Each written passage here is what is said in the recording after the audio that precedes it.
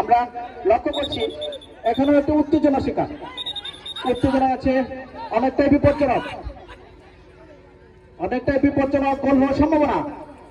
দেখা যাক টান টান উত্তেজনা, বল নিয়ে এগিয়ে যাচ্ছে 16 নম্বর পরিহিত জার্সি, চমৎকার।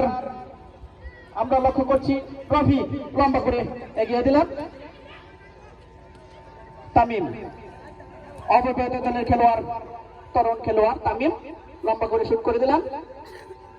জুনায়েদ এখনো বল মাঠের মধ্যে আছে, উত্তেজনার মধ্যে দিয়ে বল চলে গেল সাইড লাইনের বাইরে।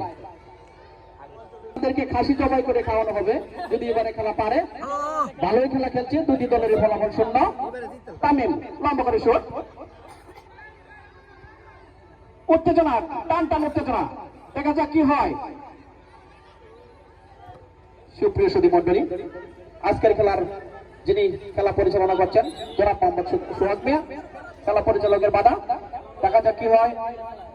সুপ্রিয় সুধী, আজকের খেলার সভাপতিত্ব করলেন জনাব মোহাম্মদ লিয়াকত আলী সম্পাদক, যুবদল কেন্দ্রীয় সংসদ ও সাবেক যুগ্ম সাধারণ সম্পাদক, ছাত্রদল কেন্দ্রীয় সংসদ। সুপ্রিয় সুধী মন্ডলী,